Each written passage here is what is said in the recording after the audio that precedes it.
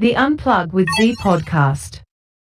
The future, you know, when we're married, having children, Inshallah. and you know, it's a lot. You know, we've got a far way to come. It's hard. Yeah. Congratulations. Oh, thank you. On the topic of marriage, congratulations. You know, you're getting married. If you didn't know, comment down below. Just say congratulations. Congratulations. Marriage. You know, you're getting married. Tell us how you feel. Talk to us through your emotions. Okay, I'd say nervous. Nervous, yeah. Yeah, as expected. That's normal, but it's because everyone is different. Everyone takes it different, sees life differently. I have always been a overthinker. You know, and growing up, you see things and then you think, oh, is that going to happen to me? You know, is that what I want? But one thing I've learned to do over life is just try and control only what I can control. Yeah. Leave the rest to Allah. So for me, I just prefer now, again, control what I can control, try and take life one day at a time. You know, life is never straightforward. You're going to have issues, you're going to have some bad moments, but the way I see it, those bad moments is where you draw strength, you grow, it's character building, and that's how you improve. You know, if life was plain sailing, you know, you're never going to be conditioned to be stronger or improve. You know, you have to make mistakes in life to improve. So as not shying away from it, trying to embrace it, embrace the challenges, the difficulties, and hopefully one day at a time just get better. You know, you're not going to have the answers right away. You know, it's a bit like when you're revising for an exam. Yeah. You know, you don't do one session of revision and you've got all the answers. It takes a good few weeks leading up to the exam, you know. So that's anything in life, marriage, you know, or a job that you're preparing for. You just got to invest the time, have a positive mindset, learn from your mistakes, and then you'll get to, you know, wherever it is you want to get to. But inshallah, you know, loads of, you know, everyone has to get married at some point. It's 50% of your deen. Yes. But I just think take it one day at a time, control only what you can control, and leave the rest to Allah. And inshallah, everyone just has a nice, beautiful, peaceful, happy life. I think that's all anyone can ever ask for. Yeah, inshallah. And, you know, I think we was talking about this a bit before, how it's about finding the balance. Yeah. You know, you don't want to be too shy, you don't want to be too confident. When you talk about that, being too overconfident can self-create problems. Yeah, exactly. Then being too shy, that can also cause problems. But it's about finding that balance. I think before you was also talking about how with marriage, it's about opening up, right? And that's partly with being, you know, not shy, being confident, you know, opening up to, you know, who you're going to get married to. Yeah. When you get married, you're not marrying just one person, you're marrying into a family. And then it's like, the way I see it is you're integrating the two families together to inshallah become one. Yeah. So it's like that, it doesn't just happen overnight, that requires effort. You know, and again, it comes down to controlling only what you can control. So for me, it's my job to make the effort to, you know, try and get along with everyone, make the effort, you know, accommodate to them, you know, make them feel warm and welcome. And yeah, it's just day by day, make the small little progress and it'll come naturally. And whatever it is you want to manifest will come true, but it will take time. But it is about opening up, coming out of your comfort zones. You have to be considerate towards others. It's not about, when you're a single individual, you know, the less responsibility, you know, you can be a bit more selfish. Living that bachelor lifestyle, you know, living on the edge. Don't paint me out to be something I'm not, okay?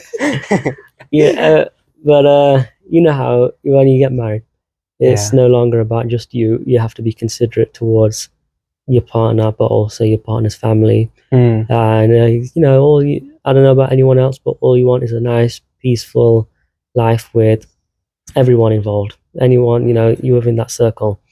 So you just got to do your bit to keep the peace, you know, make the effort, make people feel warm and welcome. You know, when people are around you, they want to be around you. You know, because you don't want to be around someone that, you know, kills the vibe, innit? So yeah, just do your best to be a good person, you know, make yourself available to people.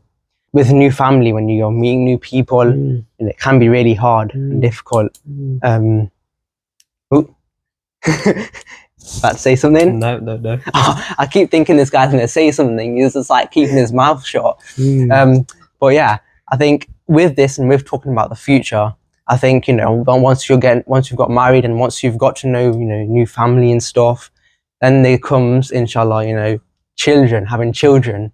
I mean, that's like a massive thing in our life, right? So I just want to get your opinions. Are you guys like scared? Are you guys like scared like children? I think we all are in some sort of way. Firstly, what do you mean by scared? As in scared of the society and having to bring them up and then nurture them, in especially. Well, yeah. Let's break it down. Let's start with that. Let's talk about society and dealing with them in terms of it's that. Messed up. No, really, Sammy. Really, I didn't know that, buddy.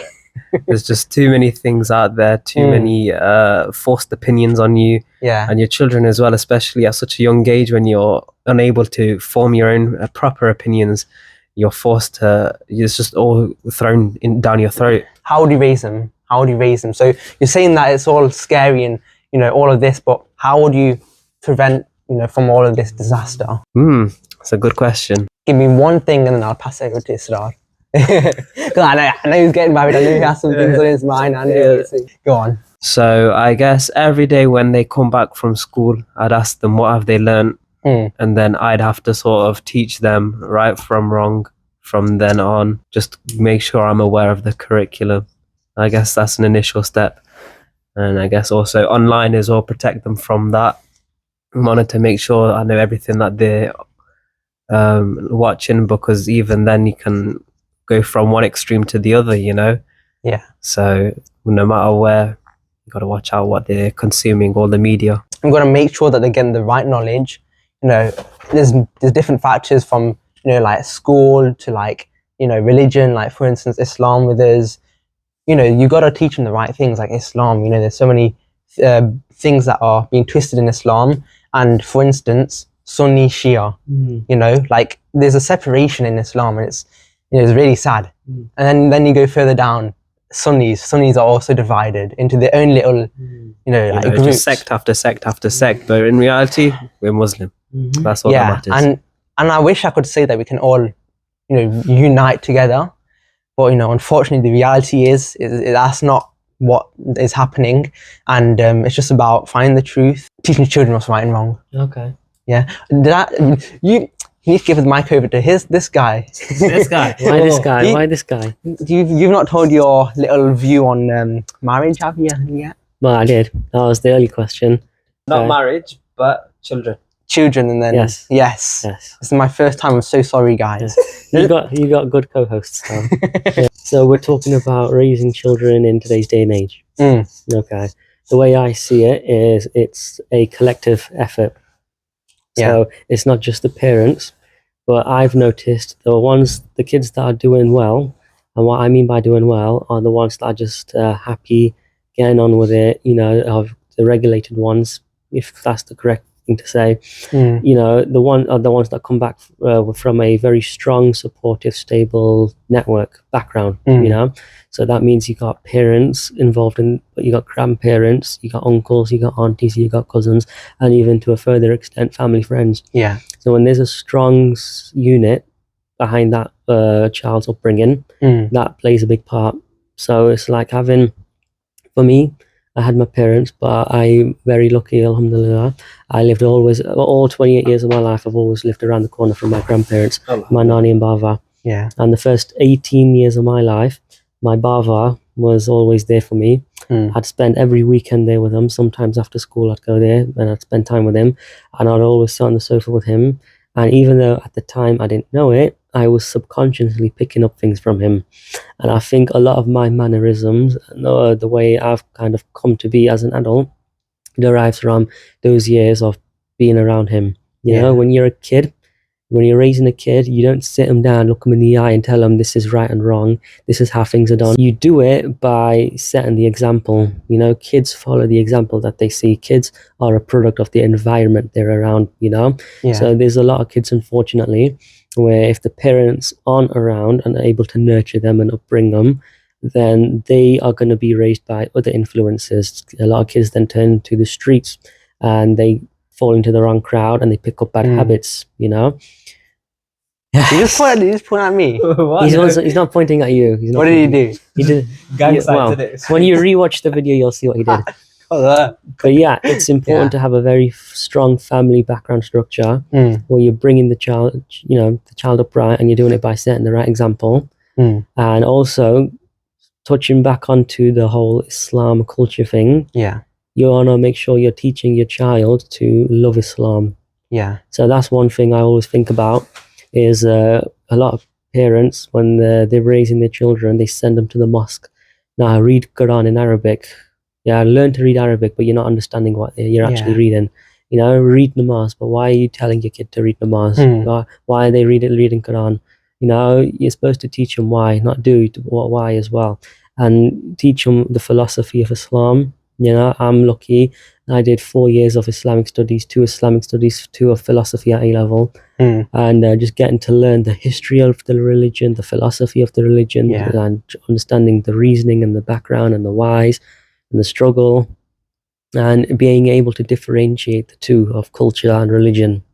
So that is big. It's like teaching your children to love Islam. So when they are on the Salah and they're reading the Namaz, and when they're reading Quran, they're not doing it because they've been told to. They're doing it because they want to, because they love it.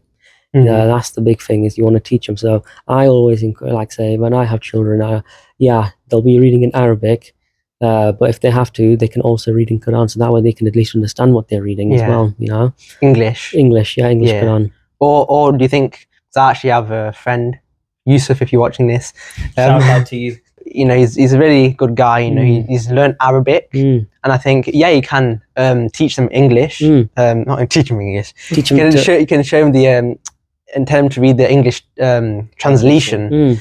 But the problem with that, and I know that he's also said that some of these translations can be some of the words are wrong, and the definitions are wrong, and it's not the Quran. It can be Shakespearean as well, isn't it? Yeah, so it's it's a really tough situation, and I know it will be hard, but I want to teach my children Arabic. But inshallah, read, speak, write, understand, talk. And I think we can all read it. That's I would say it's quite easy if you just learn it, but actually understanding it, that's the hard part. And even if not just fully teaching them Arabic, my friend Yusuf, keep mentioning back to him, but he doesn't understand Arabic fully, but he understands words, and a lot of the words are repeated throughout the Quran.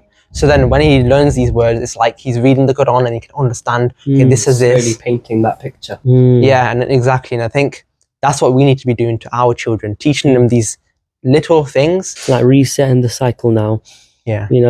Is we've our generation in a way have picked up on, what? Culture has diluted the religion, so we can de-weed it now and try and go back to the authentic Islam in a way, and then pass and start a new cycle. You never know how it leads, but it's got to start with somewhere. Inshallah, our generation can be the game changers. If you want to see more clips from this podcast, or you want to see other talking videos on my channel, please click up onto this playlist here, and also whilst you're at it, please subscribe.